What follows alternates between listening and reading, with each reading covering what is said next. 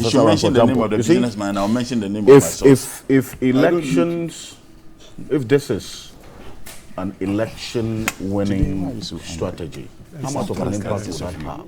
And especially when it comes to timing in politics, would you say this is better late than never, or too little, too late? Okay, so I would the heat is over.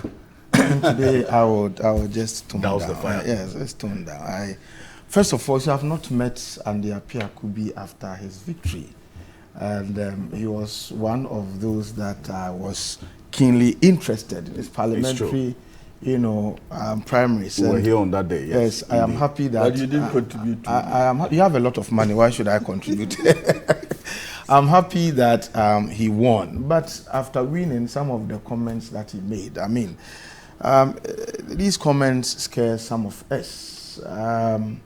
It appears that for some of us, we would never go and contest any parliamentary primary if our people feel we can better serve them. And of course, we are better servants. We would never go and pay to go and serve. The kinds of money that people throw into the gutters just to be able to serve is nauseating, and it's democracy for sale. And I'm sorry for him that you have to spend all your money just to be able to go to parliament. And then what becomes of the need to then serve the interests of the people well? You've already paid them. And so it becomes difficult. Representation suffers when people would have to spend those huge sums of money just to be able to go to parliament. And it's important as a nation that we take exception to this monetization, treating or monocracy of our politics.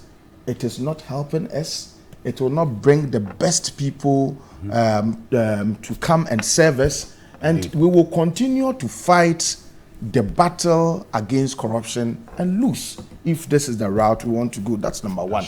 Preliminary comment. Number two, preliminary comment is about lithium. The people of Infantiman, we are told that they have hurriedly organized some bogus attempt at bringing people together under the aegis of what they call public hearing, just to be able to do some facade consultations and all that. That's not what we are looking for. Let's sound a note of caution again to the government that some chiefs can be compromised. I'm not saying all chiefs. Some chiefs can be compromised. But I am working with the youth of the community. And at the appropriate time, they will hear of us. Until our concerns are addressed, this lithium deal would not happen. And it's important that we put this, we make this point clearly and forcefully, letting everybody know that we have, letting everybody know that we have not gone to sleep. If you see a duck on the surface of the water, you think that it is just a beautiful thing. It is paddling behind the scenes. Indeed. And we know the paddling that we are doing. The appropriate time will come, and we'll see who is who owns the land. We'll see. Indeed. All right, the other bits about all that my people have said, public opinion, and I want to respond to them all briefly. You see, much of the greatest of respect to you, I think political science, public opinion is supposed to have an impact. Okay, so it is not articulated just for the sake of it.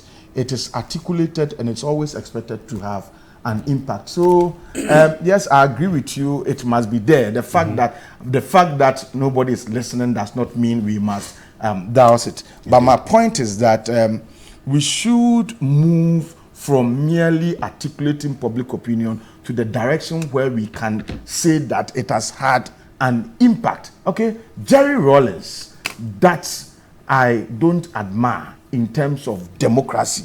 The man who himself said he was not a fan of multi-party democracy at one point in time, publicly, and it is known, pandering to public opinion. Kumi Prekum, not the reloaded one, but the one led in 1995 against the VAT.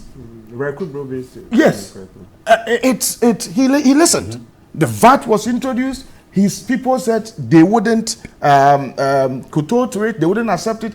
Kumi Preku was organized. Then Jerry Rawlings, the man who said that he's not a fan of multi-party democracy, he doesn't believe in these things. He said, "Let me withdraw it."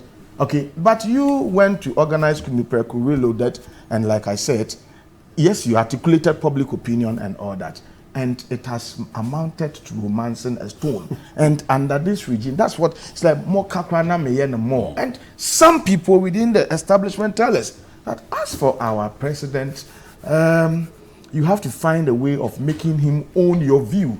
But if it is coming from you and he doesn't own it, then it doesn't help in promoting good governance.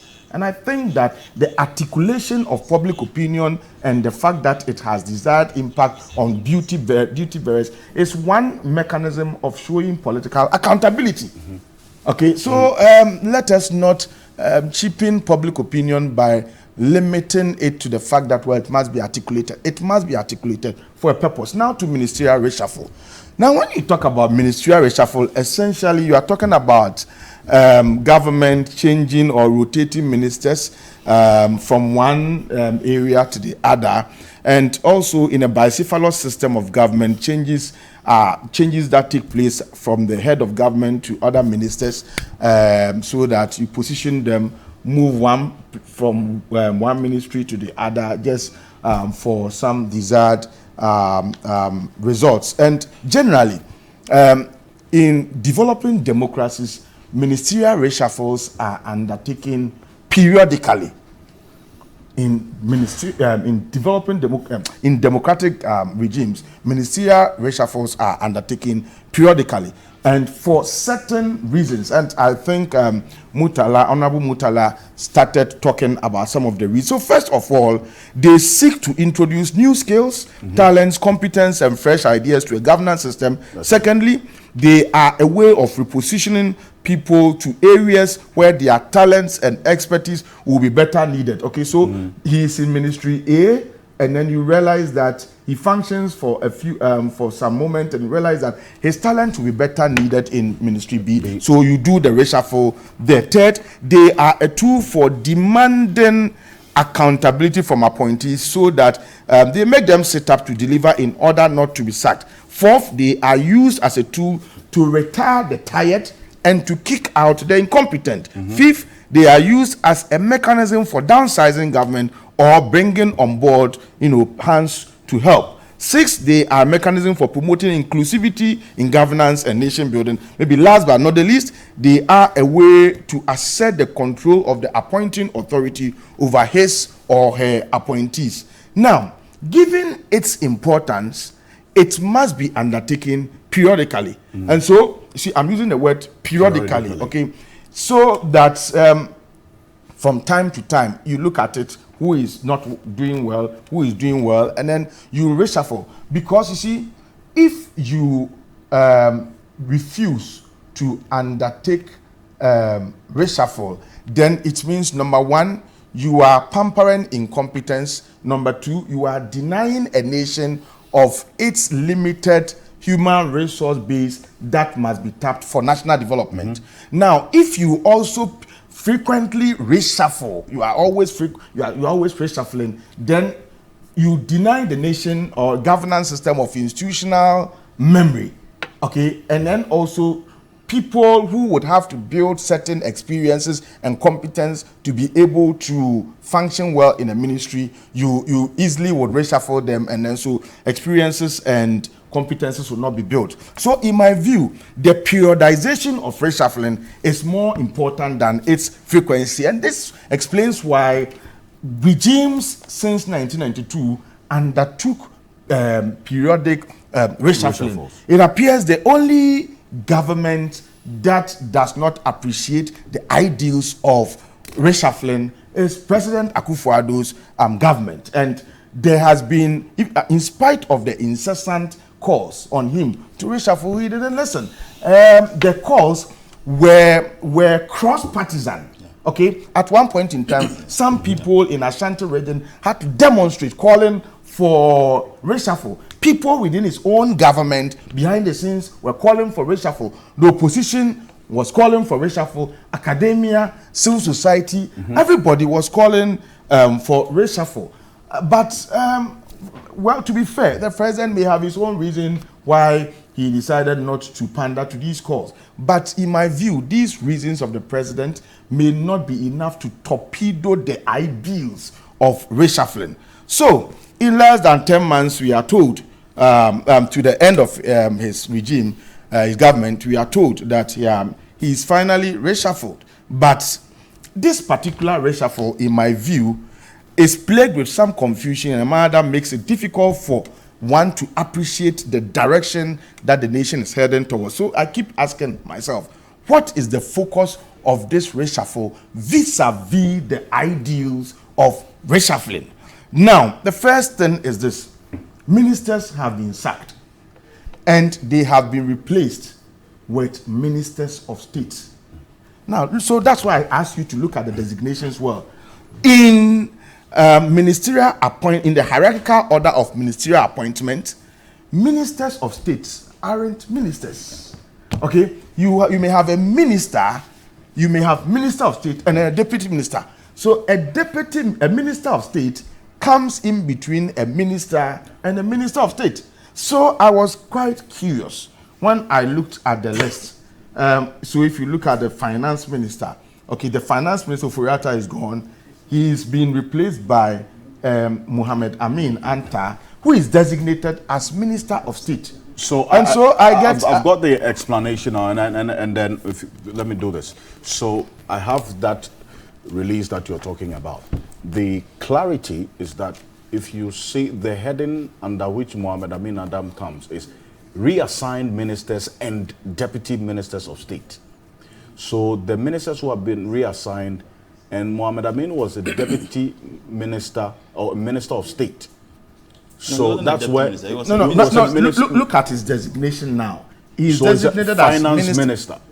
So is Mohammed Amin Adam... Oh, I think it's different. I mean, okay, so well, if it's been clarified, but the release the first release that we saw, I mean, if it's been clarified, it's fine. So but the other bit is to designate people as exiting government, and then the same people as being in government. So you see people who they are designated, these people have exited government, but then they may have, they are taken to another ministry. So that clarity is... Honorable Gyampo made a point yesterday about they being revetted. And therefore they ought to be revetted. Okay. I thought we'll come to that argument. We've brought the J.H. Mensah case here. Yes, please, Professor Gyampo. Well, so that current arrangement, the designations was had brought a lot of confusion, especially in my mind. That is it that people don't know the difference between a minister and minister of state, and all that. And then also, I was wondering, after looking at the numbers, you see, we never called for only reshuffle.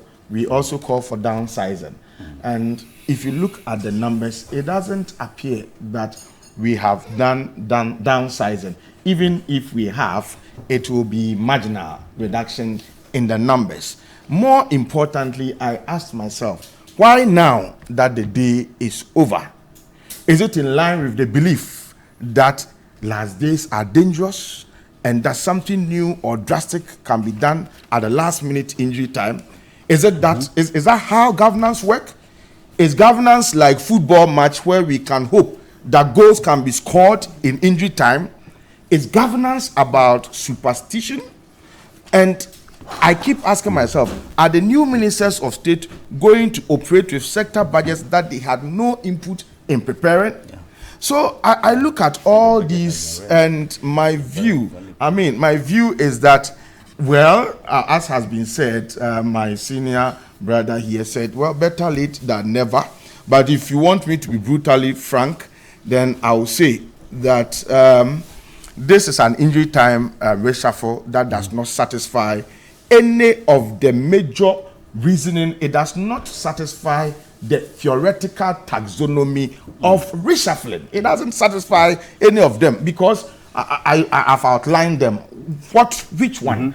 Is it an attempt to establish the president control over his appointees? No, because the president, as I see him now, is not, I don't want to use the word lame duck, but it appears that his powers are now circumscribed, even though the constitution backs in. But practically, is it that you are bringing on board new ideas? No, it's job what for the new ideas are you bringing? Please, yes. don't be doing. No. I'm asking not to interrupt you. It's job for the boys. No. So let's. I look at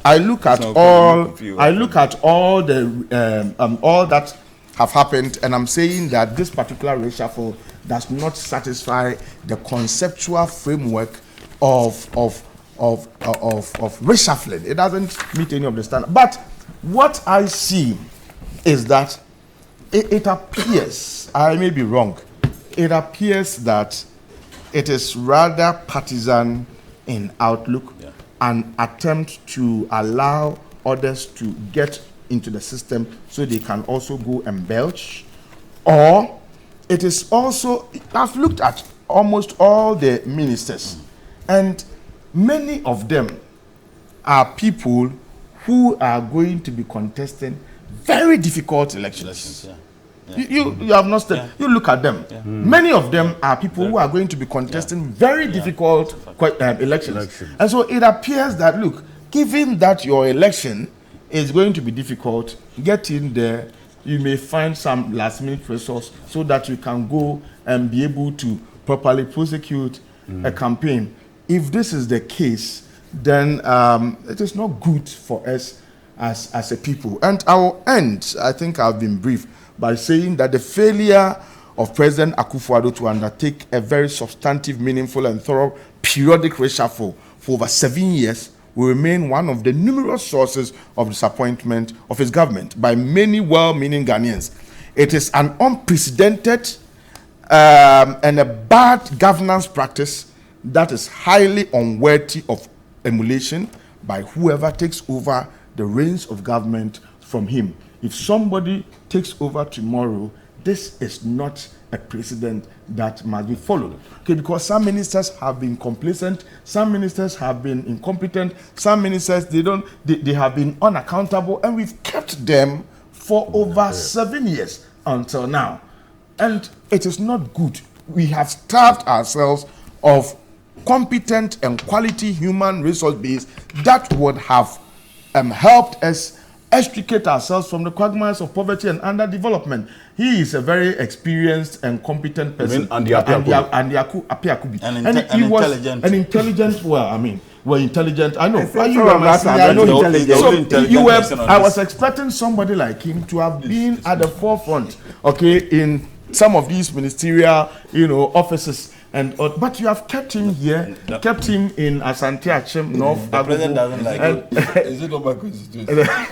No, if you type. No, but they are more. You see, I see people like this just being wasted. It's like you are wasting. I mean, it is when we meet here that he gets offended and he does some of these unruly things to distract the program. But when you go out and you're talking to him, he's a lawyer. He's a very knowledgeable, and sometimes you can see the fortitude, the boldness with which he would want to take on, swim against the tide. And these are the people we need to be able to be given certain positional trust to exercise, on our behalf. But look at him. If you touch Ken, you touch your appointment. If you touch Ken, you touch your appointment. And so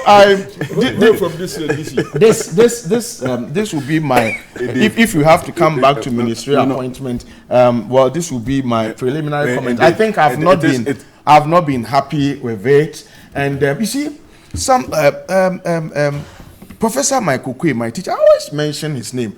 One of his arguments against winner takes all politics is that, you see, we must be able to locate power and responsibility. If you are given you are entrusted with a certain positional trust and you fail, we should be able to say that it is you who caused it. Okay, now, if you do this last minute change, okay, it becomes difficult. Like Mutala was trying to say, it becomes difficult for us to say that, to locate and properly say that you are responsible for this. So even though we're all calling for the finance minister to go, at this particular point in time, felt that he should have been allowed to go on because he has spoiled things already. So now you are leaving, and then who do we blame? Okay, who do we blame? That is why Anthony. Okay, very, very you are leaving, and we will have to be able to say that you did this, you did that. If it is good, we commend you. If it is good, we applaud you. If it is bad, we say you didn't do it well. But less than 10 months, if you leave, how do we know? Who do we apportion the blame? Who do we apportion the praise to? I think that it is. So President Akufo-Addo, it isn't, and this one, the point must be made. It is not that he pandered to any public opinion to do reshuffle. This particular reshuffle, it's not about listening to public opinion at all. He's done whatever he thinks pleases him, and I'm saying it is more partisan in direction than nation building. But to the extent that he says, look, he assesses the performance of his ministers and appointees on a daily basis. In fact, that's one of the reasons why he did not do the reshuffle over the 7-year period. No, but the point is that you see, the power that the power. No, gentlemen, hold on. Let Professor Gyampo answer this. The impact and effect of the functioning of ministers is to affect us, the ordinary citizen, more than the president. We feel it. Okay, so if the economy is not doing well, the president of the land doesn't feel it. Okay, he does not drive through traffic. You just see the traffic, and then your blood pressure goes up. He does not buy fuel. We buy fuel. Okay, the basic foodstuffs and things that are difficult, he does not experience them. Okay. It is the ordinary people who experience. And so, if the ordinary people are calling for reshuffle, the call should be weightier than the personal assessment of the president. Okay. Professor Gyampo, thank you very much. And that issue leads us to the next matter because yes. Indeed, let's put on record that these appointments are not by Dr. Bawumia. I think I reiterated that point. I reiterated. I reiterated that point. That it was done by what he's saying is the truth. Hold on. Did Dr. Bawumia come back to pronounce any names? So are you telling me that the vice president? So this is not the president who has made this appointment. This is not a matter. I was not there, but it is the president. Okay. It is the president who has made his appointment. So the vice president was not. Okay, thank you. At least the release that came bears the signature of the president. Was signed by the president? No, it contains the dictates, the references to the president, and the references to the president. Saying the big and you are saying that if he was consulted, he knows it's done by. Thank you.